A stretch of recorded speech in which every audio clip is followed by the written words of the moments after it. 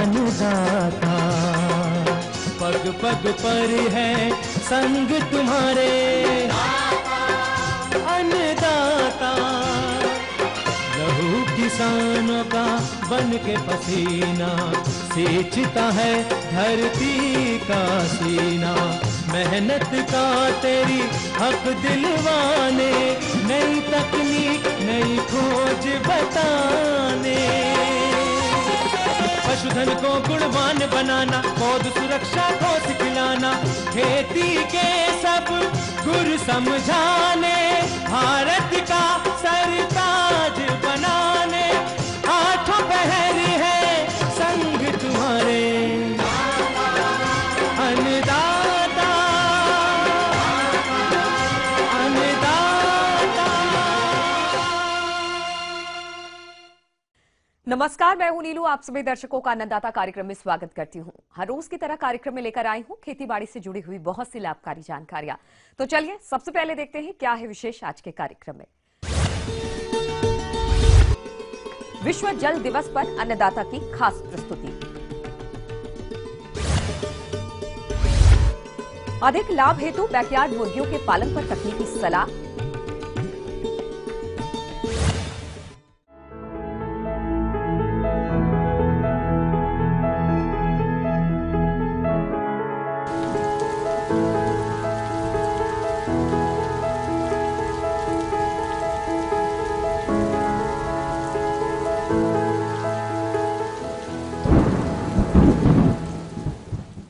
पृथ्वी पर प्राणियों और वनस्पतियों के लिए पानी बचाना बहुत जरूरी है, क्योंकि इस संसार में पानी के बिना जीवन की कल्पना तक नहीं की जा सकती।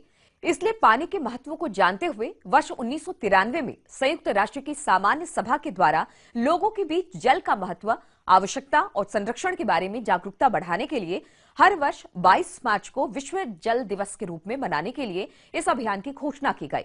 आज 22 मार्च का दिन पानी बचाने, पानी के महत्व को जानने और पानी के संरक्षण करने के लिए संकल्प लेने का दिन है। और इस वर्ष विश्व जल दिवस का थीम है क्यों पानी को बर्बाद करें, क्योंकि संसार में लोगों द्वारा घरेलू उपयोग, उद्योग और कृषि कार्य में अनावश्यक रूप से जल को बेकार में बहाया जाता है और प्रदूषित किया जाता है। जबकि आंकड़े बताते हैं कि विश्व के लगभग 1.5 अरब लोगों को पीने का शुद्ध पानी नहीं मिल रहा है। विश्व जल दिवस के मौके पर पानी के संरक्षण और भूजल के संवर्धन का संकल्प लेना होगा। अतः इन्हीं बातों को ध्यान में रखते हुए लेकर आए हैं हम विश्व जल दिवस अवसर पर अन्नदाता की ये खास प्रस्तुति।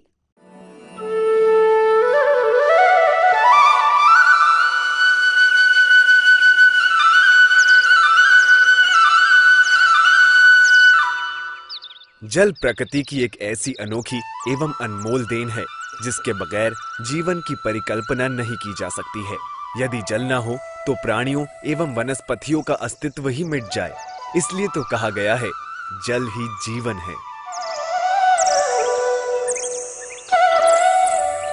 ताजा जल यानी कि फ्रेश वाटर के महत्व एवं महत्ता की जागरूकता हेतु संयुक्त राष्ट्र संघ द्वारा 22 मार्च सन 1993 में प्रत्येक वर्ष 22 मार्च को विश्व जल दिवस के रूप में मनाने का निर्णय लिया गया था। आप लोगों की जानकारी हेतु बता दूं कि पृथ्वी पर मात्र 2.5% ताजा जल ही उपलब्ध है तथा शेष 97.5% जल लवणीय है, जो कि समुद्र जल के रूप में उपस्थित है।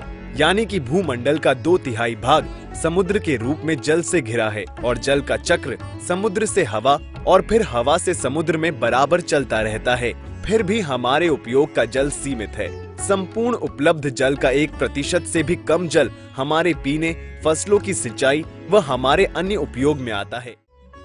जहाँ तक अपने देश की बात है, प्रतिवर्ष लगभग 3,840 अरब घन मीटर वर्षा जल प्राप्त होने के बावजूद भी इसका 65% भाप एवं वाष्पोत्सर्जन के द्वारा उड़ जाता है तथा शेष 35% जल यानी 1,340 अरब घन मीटर हमारे लिए काफी पर्याप्त है, क्योंकि जो देश में पानी की मांग है वह आज के समय में केवल 605 अरब घन मीटर ही है, परंतु उसका भी 50% जल बहकर नाले, नदियों से होकर समुद्र में चला जाता है। जहां हमारे देश में सन 1951 में प्रति व्यक्ति 5,177 घन मीटर पानी की उपलब्धता थी, वहीं सन 2011 में प्रति व्यक्ति 1,545 घन मीटर पानी की उपलब्धता थी और यह परिस्थिति रही तो सन 2025 में 1340 घन मीटर पानी प्रति व्यक्ति उपलब्धता रहेगी। लगभग हमारी कृषि भूमि मुख्य रूप से वर्षा पर आधारित है और हमारी खेती तथा अन्य धंधों के लिए पानी की उपलब्धता मुख्यतः इन स्रोतों से होती है। वर्षा से, नहरों से, नलकूपों से, कुओं एवं तालाबों से देश में प्राप्त होने वाली वर्षा का लगभग 90% से भी अधिक भाग मॉनसून की 50 से 80 दिन की अल्प अवधि में ही प्राप्त होता है, जो देश की भौगोलिक विविधता के कारण असमान रूप से वितरित होती है। मॉनसून कहीं बरसता है तो अनावश्यक रूप से कई दिनों तक बरसता ही रहता है और कहीं हफ्ते दर हफ्ते वर्षा की एक बूंद भी नहीं दिखाई पड़ती। ये दोनों ही परिस्थितियाँ विकट एवं संघर्षपूर्ण होती हैं। प्रथम परिस्थितियों में वर्षा का अधिकांश जल फालतू रूप से बहकर खेत के बाहर चला जाता है और साथ में प्रकृति द्वारा सैकड़ों सालों में निर्मित अमूल्य एवं उपजाऊ मिट्टी का काफी भाग बहा ले जाता है। दूसरी परिस्थितियां तो और भी विकट हैं। इसमें नमी की कमी के कारण फसल की समय पर बुआई नहीं हो पाती और यदि हो भी जाए तो फसलें पकने की अवस्था तक नहीं पहुंच पाती है। परिणाम स्वरूप उत्पादन बुरी तरह से प्रभावित होता है।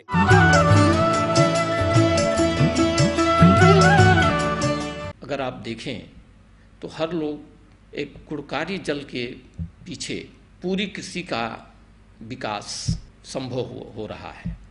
यदि हमें अच्छा जल नहीं मिल पाएगा तो मुझे नहीं लगता कि हम कृषि में जिस शिक्षा के साथ हम उन्नत करना चाहते हैं हम उन्नत कर पाएंगे। वैसे उत्तर प्रदेश के या भारत के पूर्वी क्षेत्रों में यदि हम भूगर्भ जल की बात करें तो हमें बहुत ही प्रकृति द्वारा बहुत ही समुचित मात्रा में जल उपलब्ध है। लेकिन वहीं यदि हम पश्चिम भारत की बात करें, हम अपने पश्चिम उत्तर प्रदेश की बात करें, दक्षिण की बात करें, वहाँ पर आप देखेंगे कि जल की उपलब्धता एक बहुत बड़ी चुनौती बनी हुई है।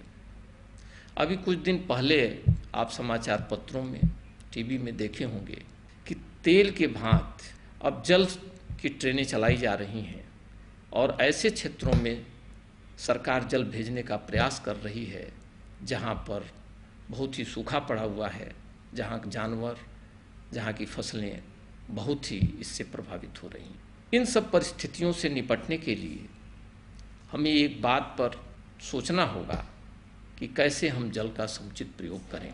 किसान भाइयों, समुचित जल प्रयोग करने के लिए आज बहुत सारी तकनीकें उपलब्ध हैं और भारत सरकार की मंशा भी है कि हर खेत को पानी मिले, लेकिन हर खेत को पानी मिलना तभी संभव होगा जब हम उसका समुचित प्रयोग करेंगे। यदि हम आंकड़ों की तरफ जाएं तो हमने नदियों के द्वारा नदियों पर बहुत बड़े बड़े बांधों को बना करके नहरों का निर्माण किया गया है और आज करीब करीब 85% नदियों के पानी का इस्तेमाल नहरों के द्वारा किया जा रहा है। अब इस क्षेत्र में यदि आप देखें तो 85% नहरों द्वारा नदियों के जल का उपयोग हो रहा है और इस आंकड़े के आधार पर हम कह सकते हैं कि अब नदियों में इतना जल भी नहीं बचा हुआ है कि अब हम उसका पुनः नहरों के माध्यम से इससे अधिक उपयोग कर सकें। और जहाँ तक ट्यूबवेल के द्वारा और ग्राउंड वाटर के द्वारा, भूगर्भ जल के द्वारा की अगर आप देखें तो 65 से 70% एरिया जो है हमारा इसी से सिंचित हो रहा है और दिन प्रतिदिन जिस तरह से भूगर्भ जल नीचे गिर रहा है वह एक बहुत बड़ा चुनौती है और धीरे धीरे जो भी सैलो ट्यूबवेल हैं वो सभी समर्सिबल की तरफ आते जा रहे हैं और आज 300 मीटर 400 मीटर से किसान मजबूर है पानी उठाने के लिए और जब इतनी गहराई से पानी उठाना पड़ेगा तो निश्चित तौर से उसमें ऊर्जा की खपत लगेगी और हमारा जो इनपुट कास्ट है, हमारी लागत खेती में बढ़ेगी। मुझे लगता है कि क्यों न इस तरह के दिवस पर हमारे किसान, हमारे वैज्ञानिक और जो भी लोग इस दिशा में कार्य कर रहे हैं सब लोग मिल कर के एक अभियान चलावें। आज के युग में जो भी हमारे पास आधुनिक तकनीक है, जैसे ड्रिप इरिगेशन की बात हो रही है, स्प्रिंकलर इरिगेशन की बात हो रही है, आज इन तकनीकों के माध्यम से हम कम से कम जल के द्वारा अधिक से अधिक उत्पादन लें। यह सभी किसानों के लिए एक सुखद पहलू है कि सरकार द्वारा इस दिशा में बहुत ही सराहनीय परियोजनाएं चलाई जा रही हैं। हमारा जो जल है वो वर्षा के रूप में प्राप्त होता है, और यदि साल में अगर आप देखें तो मात्र 1 महीने बरसात होती है, और 1 महीने में अगर बरसात का अगर घंटों में देखें तो मुझे नहीं लगता कि 2 से 3 दिन या 48 से 50 घंटे से ज़्यादा प्रतिवर्ष बरसात होती है। इसी समय में जो भी जल हमें मिलता है उसे हमें साल भर पर निर्भर रहना पड़ेगा। यदि इस जल को यदि हम छोड़ दें नदियों में बहाने के लिए तो ये समुद्र में चला जाएगा, जो हमारे लिए एक दूर की बात हो जाएगी। यदि हम इस जल का संरक्षण करें, अपने गांव के तालाबों के माध्यम से अपने खेतों में एक प्रयोग द्वारा पाया गया है कि यदि खेत की मेड़ करीब करीब अगर 9 इंच ऊंची कर दी जाए तो वर्षा का 90% भाग जो है वो आपके खेत में संरक्षित हो जाता है। यदि गांव के तालाबों को आज बहुत सारी ऐसी परियोजनाएं हैं, जैसे मनरेगा के द्वारा यदि गांव के तालाबों को एक रूप दे करके, एक संरक्षण के रूप में दे करके, उसका हम धार्मिक दृष्टिकोण से भी उसको जोड़ करके यदि हम उसका एक पुनर्निर्माण करें तो मुझे लगता है कि जल संरक्षण में एक बहुत ही अच्छा हमारे किसानों एक अच्छा प्रयास होगा, जो आने वाले दिनों के लिए एक हमारा सुनहरा भविष्य तय करेगा।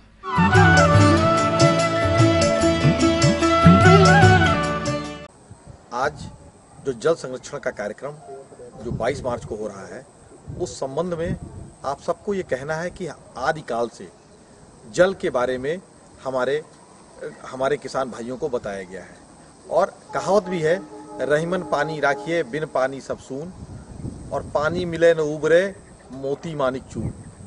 तो जल कितना आवश्यक है आदमी के लिए और उतना ही आवश्यक पौधों के लिए है। लगातार आप देख रहे हैं कि अंधाधुंध खेती करने से क्या हो रहा है कि हमारा जल स्तर नीचे जा रहा है। कृषि विभाग इस संबंध में अपनी विभिन्न योजनाएं जनपद में संचालित कर रहा है। सबसे महत्वपूर्ण योजना जो इस समय जनपद में संचालित हो रही है वो प्रधानमंत्री कृषि सिंचाई योजना। प्रधानमंत्री कृषि सिंचाई योजना के अंतर्गत हमने जल संरक्षण हेतु किस तरीके से जल का बेहतर प्रयोग करें, और जल के बेहतर प्रयोग हेतु हमने कार्य योजना बनाई है। किसानों को इस संबंध में लपेट पाइप दिए जा रहे हैं, SDP पाइप दिए जा रहे हैं, जिनमें कम से कम 25% की छूट है। अतः किसान भाइयों से मेरा प्रार्थना है कि किसान भाई आए और कृषि विभाग के अपने पास के निकटतम कृषि विभाग के ऑफिस में जाएं और वहां से इस छूट को प्राप्त करें। इस योजना के अंतर्गत जो प्रधानमंत्री कृषि सिंचाई योजना है, उसके अंतर्गत हम तालाबों का भी जीर्णोद्धार करेंगे, और उस योजना के अंतर्गत लगातार हमारा जो जल स्तर नीचे जा रहा है उसको ठीक करेंगे। जो हमारा भूमि संरक्षण विभाग है वो इसी दशा में एक तो लेजर लैंड लेबरर के माध्यम से समतलीकरण कर रहा है, फिर आवश्यकता अनुसार वहां पर चेक डैम्स बना रहा है। चेक डैम की आवश्यकता ये होती है कि जो जगह जगह आप छोटी छोटी गली देखते हैं उनको बंद करते हुए एक ऐसा चेक बना देते हैं जिससे पानी रुक रुक कर और जमीन को रिचार्ज करता हुआ आगे निकले। तो उससे फायदा ये होगा कि हमारा जो ये पानी का लेवल है, पानी का जो स्तर है, वो जो नीचे जा रहा है वो ऊपर आएगा। तो किसान भाई, आज हम संकल्पित हैं कि हम किसी भी तरीके से आप जो पानी का प्रयोग करेंगे वो पानी जो टेंसियोमीटर को देखते हुए या यथा आवश्यकता अनुसार नमी को देखते हुए ही करेंगे, ताकि पौधे उस जल का अपने आवश्यकता अनुसार उपयोग कर सकते हैं और उससे हम अधिक से अधिक उत्पादकता प्राप्त कर सके। जय हिंद, जय भारत। जल संरक्षण एवं इसके सक्षम उपयोग के साथ साथ यह भी आवश्यक है कि वृक्षों की अनावश्यक कटाई को स्थापित किया जाए और कृषि एवं सामाजिक वानिकी क्षेत्रफल में वृद्धि की जाए। इससे भूमि मरुस्थलीकरण से बचेगी, वर्षा अच्छी होगी और पर्यावरण स्वस्थ रहेगा। इसी से हमारी कृषि एवं सबका जीवन सुरक्षित रहेगा। यही विश्व जल दिवस का उद्देश्य भी है।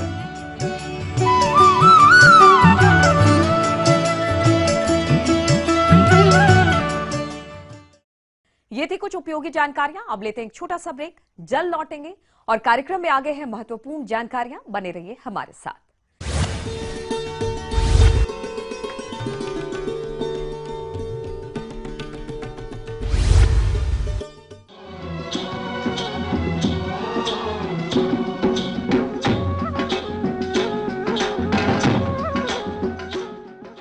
के बाद एक बार फिर से आप सभी दर्शकों का अन्नदाता कार्यक्रम में स्वागत है। बढ़ते हैं अगली प्रस्तुति की ओर।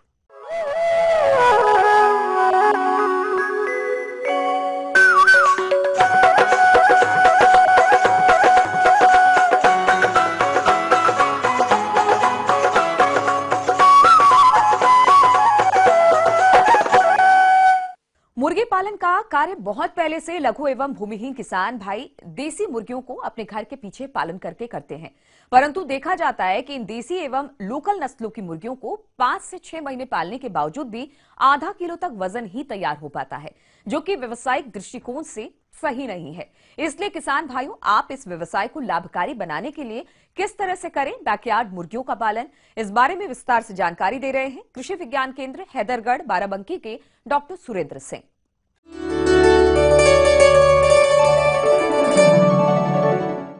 हमारे देश में घर के पिछवाड़े मुर्गी पालन का कार्य आदिकाल से किया जा रहा है। इसमें मुर्गी पालन की ये सबसे सरल पद्धति है और जिसे छोटे लघु सीमांत भूमिहीन मजदूर, ग्रामीण महिलाएं और बच्चे इस कार्य को आसानी के साथ कर सकते हैं। आज के समय में हर किसान चाहता है कि आमदनी बढ़े और इसके लिए किसान भाइयों ने कृषि सह व्यवसाय के रूप में बैकयार्ड मुर्गी पालन भी शुरू कर दिया है, परंतु इसमें कुछ खामियों के कारण उन्हें उचित लाभ नहीं मिल पा रहा है। जबकि बैकयार्ड मुर्गियों की कई उन्नत नस्लें आ चुकी हैं, जिन्हें किसान बहुत कम स्थान, समय एवं लागत में पालकर अच्छा खासा मुनाफा कमा सकते हैं। तो वे कौन कौन सी हैं बैकयार्ड मुर्गियों की नस्लें, आइए जानते हैं।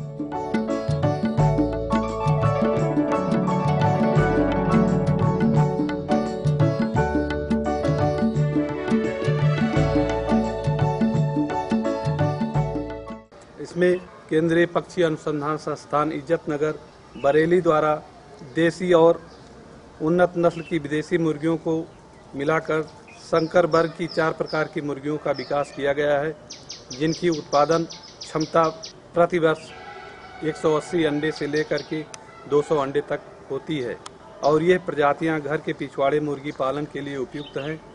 इन प्रजातियों को उपकारी लेयर के नाम से जाना जाता है। इस पद्धति में लोग प्रायः 5 से 20 मुर्गियों का छोटा सा समूह परिवार के द्वारा पाला जाता है।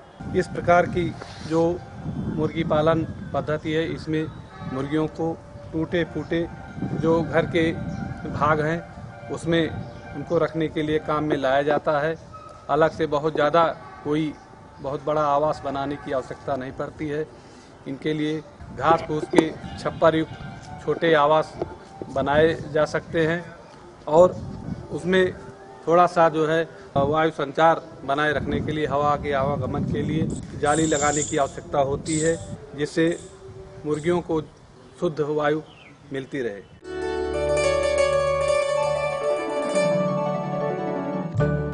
बैकयार्ड मुर्गियों को शिकारी जानवरों और अधिक गर्मी एवं सर्दी से बचाने के लिए आवास की व्यवस्था करना जरूरी होता है। आवास बनाने के लिए स्थानीय स्तर पर उपलब्ध सामग्री का उपयोग कर बनाएं। आवास की लंबाई पूर्व से पश्चिम दिशा में रखनी चाहिए। आवास छायादार पेड़ के पास बनाएं। प्रत्येक मुर्गी के लिए 2 वर्ग फुट स्थान की आवश्यकता होती है। यदि 20 मुर्गी का पालन करना चाहते हैं तो इसके लिए 40 वर्ग फुट स्थान पर्याप्त है। इसके लिए आवास 10 फुट लंबा, 4 फुट चौड़ा और 5 फुट ऊंचाई का बनाएं। अब इनसे उत्पादन प्राप्त करने के लिए कुछ संतुलित आहार देने की आवश्यकता पड़ती है, क्योंकि जो पोषण संबंधी इनकी आवश्यकता होती है, आसपास घर के या घर के पिछवाड़े गली कूचों में चुगने से उनकी आवश्यकता नहीं पूरी हो पाती है, जिससे उत्पादन कम होता है। इसको बढ़ाने के लिए अलग से संतुलित आहार का मिश्रण मुर्गियों को देने की जरूरत पड़ती है। अतः साल भर उपजने वाले तरह तरह के अनाजों का मिश्रण मुर्गियों को खिलाया जाए। अगर संभव हो तो बाजार में बिकने वाला खनिज लवण मिश्रण भी मुर्गियों को दाने के साथ साथ दिया जाए। यह जो संतुलित आहार मुर्गियों को दिया जाए, लगभग 30 से 40 ग्राम प्रतिदिन शाम के समय दिया जाए। जब मुर्गियां दिन भर घूम फिर कर खाने से उनका पेट नहीं भरा हो, तब उस समय ये दाना खा करके अपना पेट भर लेती हैं और उनकी जो पोषण संबंधी आवश्यकताएं हैं इस संतुलित आहार को खिलाने से वो पूरी हो जाती है। आहार की मात्रा को मौसम और घूम फिर कर खाने वाली जगहों में खाद्य पदार्थ की उपलब्धता के हिसाब से घटाया या बढ़ाया जा सकता है। इस प्रकार उनके 50 ग्राम दाने की कीमत लगभग 1 रुपये पड़ जाती है। वो खर्च करना पड़ता है किसान भाइयों को।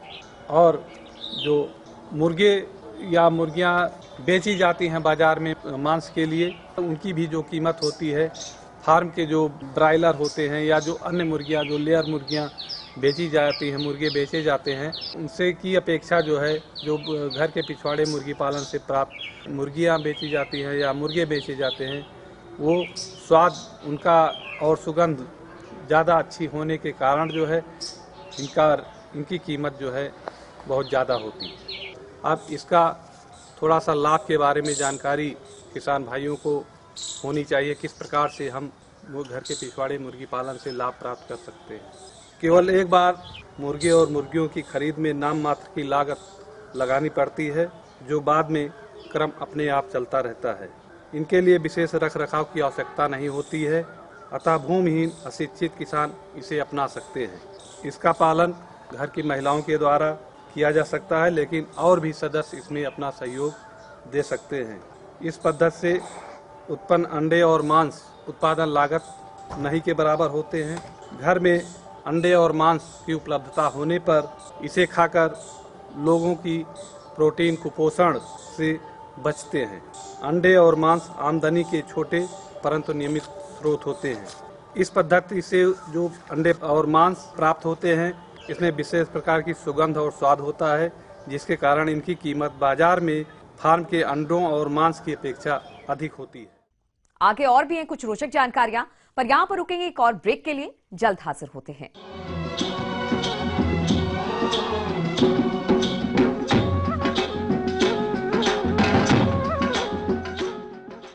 ब्रेक के बाद आप सभी दर्शकों का स्वागत है। चलिए अब रुक करते हैं अगली कड़ी की ओर।